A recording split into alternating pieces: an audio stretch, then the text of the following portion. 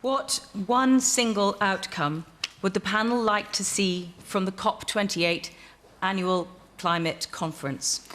Which, of course, is taking place now in Dubai. George, single outcome? Can you pick one? Leave fossil fuels in the ground. It's so simple.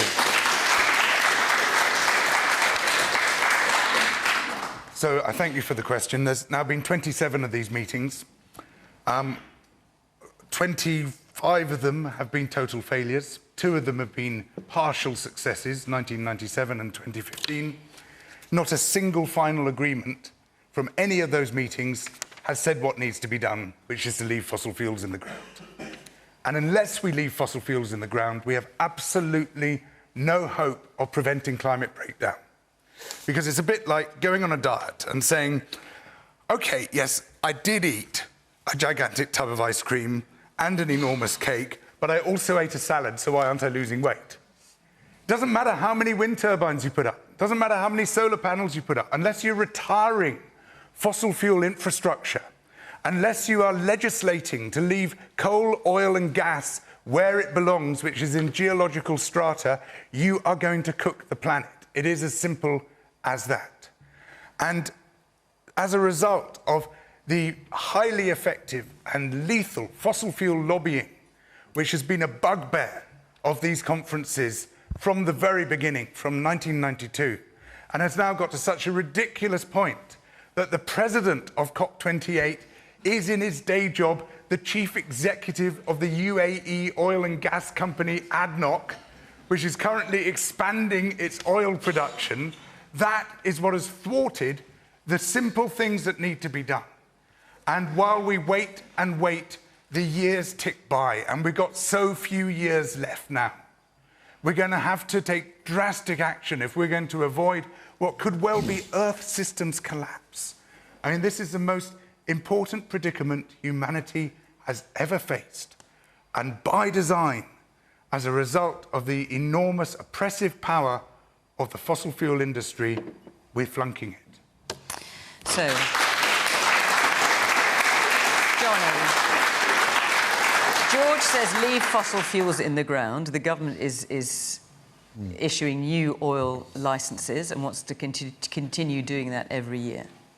Yeah, look, nobody disagrees with that direction of travel, and no one disagrees with that destination. The question is all about how we get there, and how we bring people with us, and how we make sure that we actually make this transition meaningful, so that we take the actions that we have. Now, you know, the idea that you would never use fossil fuels again would not be something anybody would argue against. The question is, the impact of that is extraordinary in this country on people's livelihoods, on people's jobs. And the issue is around doing that in a balanced way, as you've seen, for example, with this, with the net zero target and so on that this Prime Minister's raised at party conference. It is about bringing people with us. We all agree on the destination. We all agree on that.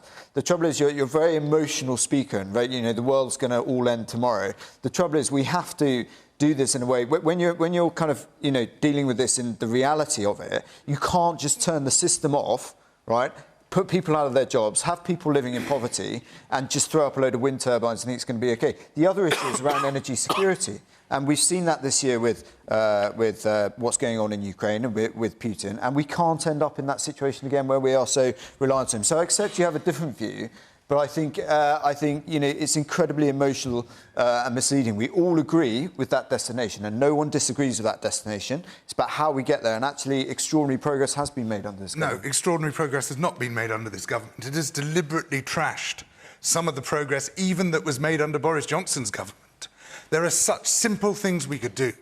For example, the government is currently spending £78 billion across 2 years in subsidising people's energy bills. But for £8 billion, it could insulate the 3 million homes most in need, greatly cutting people's bills and greatly cutting our emissions. We now have a situation where renewables are much cheaper than fossil fuels. But the government is deliberately trying to lock us into fossil fuels, not for the sake of the people of this country, not to cut our bills. It does exactly the opposite. For the sake of the oil and gas industry, the government, the Tory party rather, has taken £3.5 million in donations from polluting industries. This is the quid pro quo.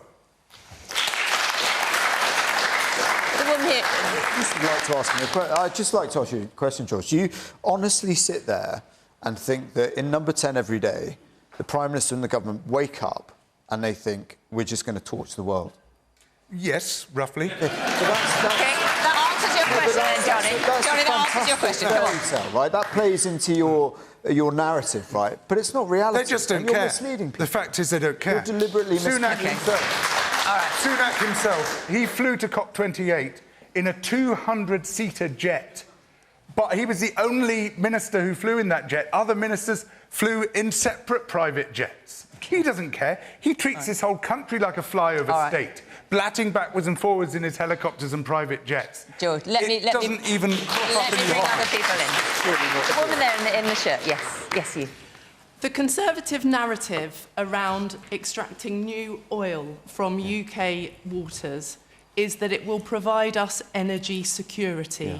That's all you ever say. Please explain how that will give us more energy security than a community-owned renewable energy system. Sure.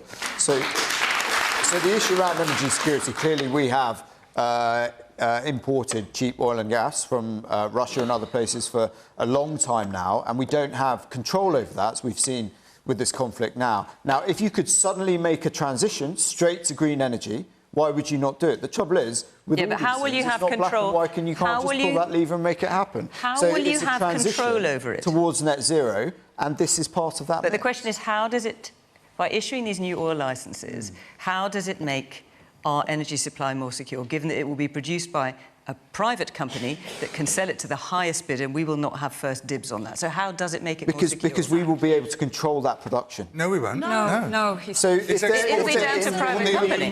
No, but we will be able to control what is going on in that space in order to make sure that energy goes through to the United Kingdom in times like this when Putin turns off the gas and we don't have sell it to us anything. any cheaper than they'll sell it to everybody Okay, else but in the that's world. not what It's we a don't know. lie. Hang on, It's not- George. we don't know This that. was making It's a lie. perfectly. Let's We don't make know let her that make the because we're point. not there. No, just repeat what you said, because we couldn't It's hear. a lie.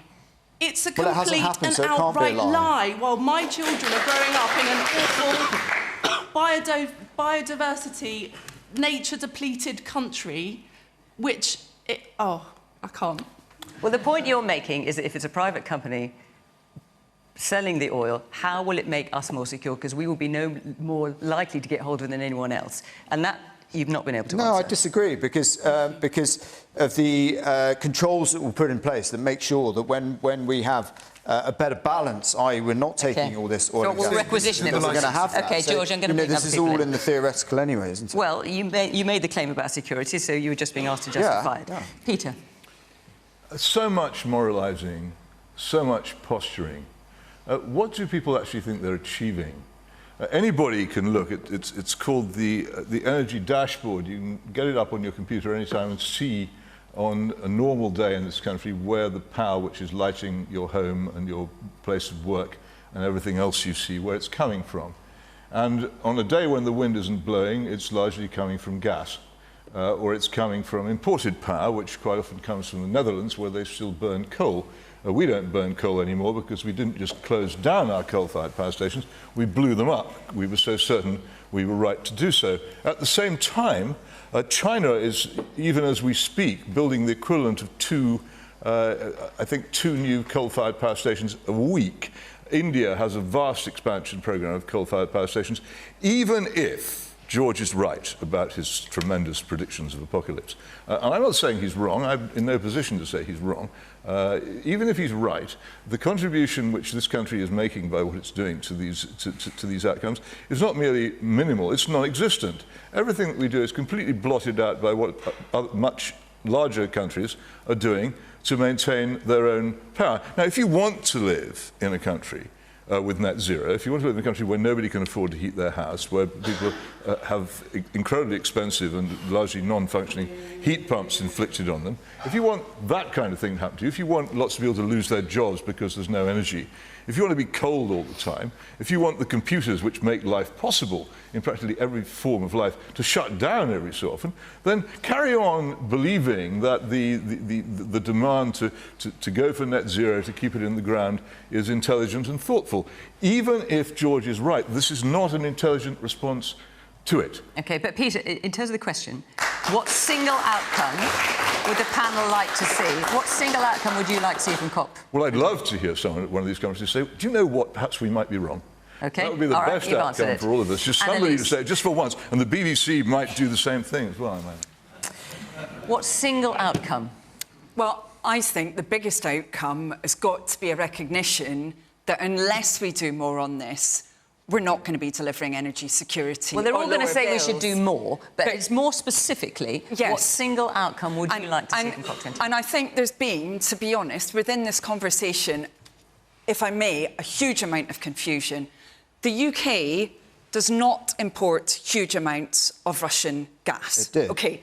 The reason why that's been an issue for us in this country is because the domestic and more local gas that we import, the price of that is set internationally. So when that rises, we're buffeted by it as well. So actually, opening up new licences, as the government say that they want to do, that's not going to be getting costs down because they're pegged internationally. So it's completely irrelevant. All that's done in terms of that government policy, just like with the change on electric cars, is it's made international investors confused about where our country's going. Are we serious about having those new jobs of the future, winning that race for those new technologies, or are we going to chop and change all of the time?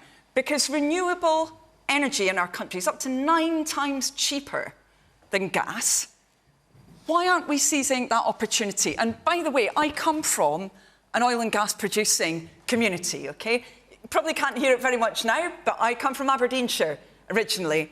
A lot of my friends work in the oil and gas industry. They believe that change is coming. They know change is coming. They want to be part of that change. We can't afford for them not to be, because they're the ones who've got amazing engineering skills. They've worked in a safety-critical industry for years. It has been dangerous and difficult for them, but now they want to be part of that change. And I think setting our face against that race so that our country doesn't have any hope of winning it and so that investment will be pulled out is really bad for all of us, as well as terrible for our energy security and making our bills higher as well. Yeah, but how you All right.